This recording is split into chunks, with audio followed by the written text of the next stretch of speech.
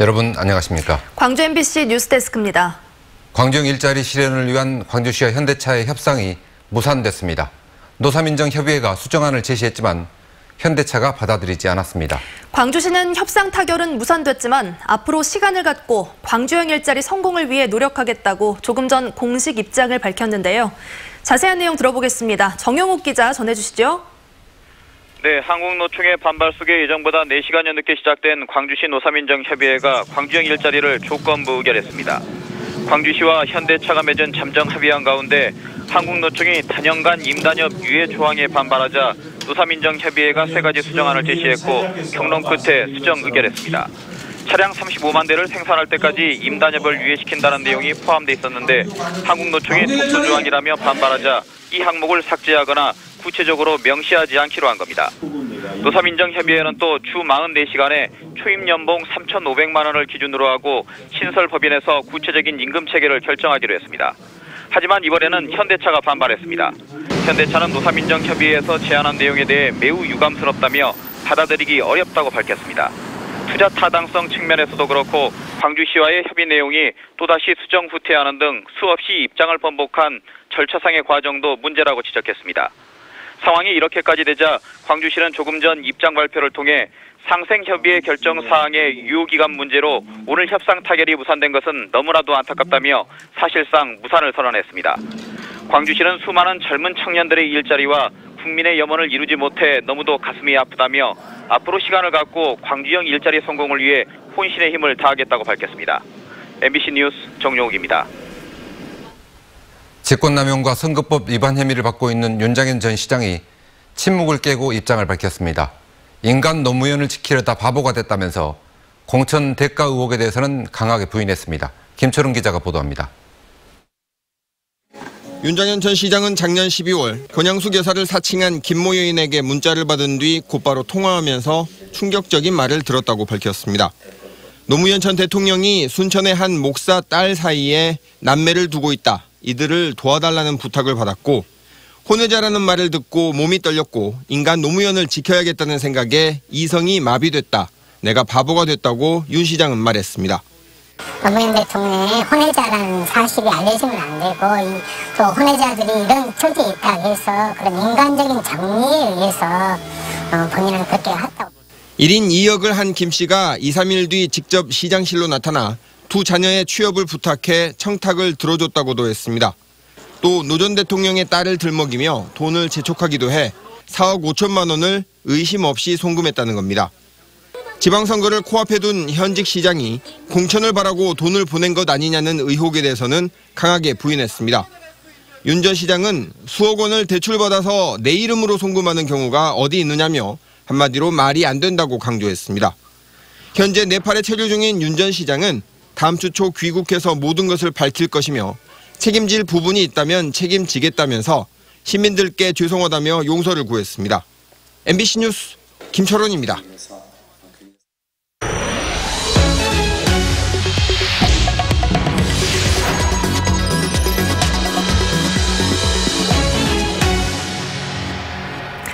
한전공대 설립을 위한 범정부 차원의 지원 조직이 출범했습니다. 한전공대 입지를 놓고 지자체 간 유치 경쟁이 벌어지고 있는 가운데 최종 입지는 내년 1월쯤에나 결정날 예정입니다. 이계상 기자가 보도합니다.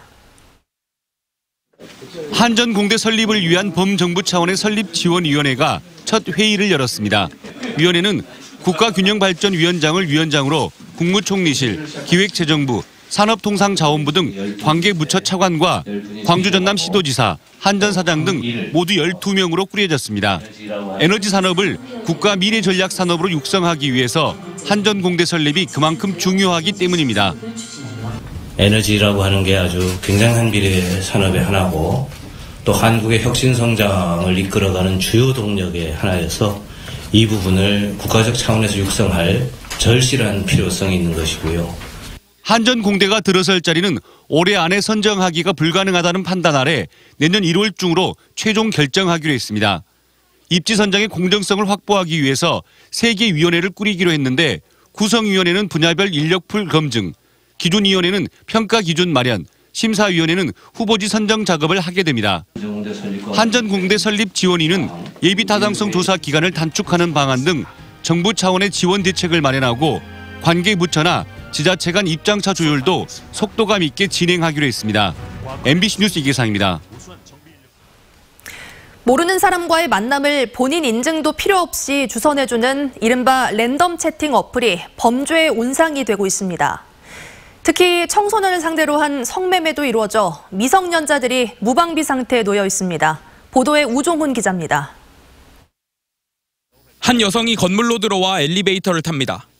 이 50대 여성은 지난 3일 모텔방에서 26살 정모 씨에 의해 숨진 채로 발견됐습니다. 경기도 수원시에 거주하던 여성은 누군지도 모르는 정 씨를 만나러 광주까지 내려왔다 변을 당했습니다. 그 여자 보고 오라고 서로 연락을 했나 봐요. 그래서 그 여자가 왔다가 일을 당한 것 같아요. 경찰 조사 결과 두 사람은 랜덤 채팅 어플로 만날 약속을 정한 것으로 드러났습니다. 이들이 사용한 어플에 접속해보니 다른 이용자들의 글에도 성매매를 암시하는 내용이 가득합니다. 범죄에 악용된다는 한 랜덤 채팅 어플입니다. 보시는 것처럼 지역, 성별, 나이만 선택하면 별도의 인증 절차를 거치지 않아도 접속이 가능합니다. 허술한 인증 절차 때문에 실제 미성년자들은 성매매 범죄에 노출되고 있습니다. 지난 7월 24살 김모 씨 등 2명은 랜덤 채팅 어플을 이용해 평소 알고 지내던 17살 오모양 등 미성년자 3명을 성매매에 나서게 한 혐의로 구속됐습니다. 김 씨 등은 직접 채팅을 해 성매수자들에 접근한 뒤 10대들과의 성매매를 알선했습니다. 광주지방경찰청이 채팅 앱을 이용한 성매매를 집중 단속한 결과 단속 건수와 적발된 인원은 매해 증가하는 것으로 나타났습니다. 특히 이들 중 20%는 미성년자였습니다. 경찰은 이런 랜덤 채팅 어플이 범죄로 이어질 위험이 크다고 지적합니다. 익명성이라는 그런 특성으로 인해 이 일을 통해서 누군가를 만난다는 것 자체가 각종 범죄에 노출될 수 있는 매우 위험한 행동입니다. 익명의 온라인 세계에서 독버섯처럼 번지고 있는 랜덤 채팅 어플. 지금도 어딘가에서 범죄에 악용되고 있을지 모릅니다. MBC 뉴스 우종훈입니다. 양금덕 할머니 등 근로정신대 피해자들이 미쓰비시 중공업을 상대로 한 손해배상 소송에서 최종 승소한 데 이어 다른 피해자들도 소송에서 이겼습니다. 광주고법 제2민사부는 88살 김재림 할머니 등 원고 4명이 미쓰비시를 상대로 낸 2차 손해배상 항소심에서 1심대로 할머니들의 손을 들어줬습니다. 재판부는 1965년 한일협정에도 개인 간의 청구권과 책임은 살아있다는 대법원의 판단을 존중한다고 밝혔습니다. 한편 재판부는 강제동원 사건의 경우 소멸시효가 살아있다고 밝혀 다른 피해자들도 추가 소송이 가능함을 시사했습니다. 교통사고로 불이 난 승용차에서 운전자를 구해낸 시민들이 의인상을 받았습니다. 광주 광산구는 봉은고등학교 오대호 학생과 전자공고 송현호 학생, 자영업을 하는 47살 황철 씨 등 8명에게 광산 의인상을 수여했습니다. 이들은 지난달 28일 저녁 광주시 운남동에서 교통사고로 불타는 승용차 안에 갇힌 운전자를 구출했습니다. 광산구는 구조에 참여한 시민이 더 있을 것으로 보고 의인들을 찾고 있습니다.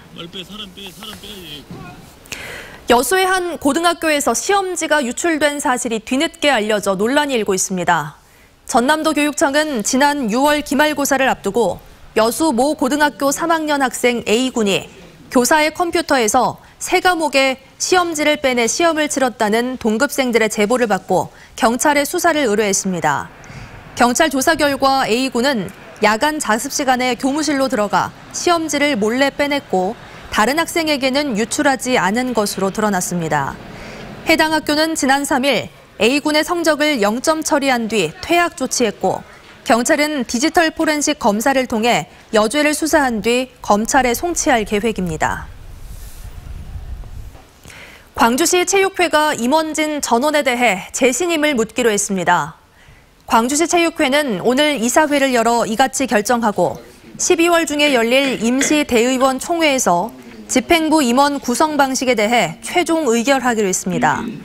이에 대해 시체육회는 그동안 시장이 바뀌면 재신임을 통해 집행부를 교체해왔다고 밝혔지만 체육계 안팎에서 시장이 자기 사람으로 임원직을 물갈이하려는 것 아니냐는 비판적인 해석도 나오고 있습니다.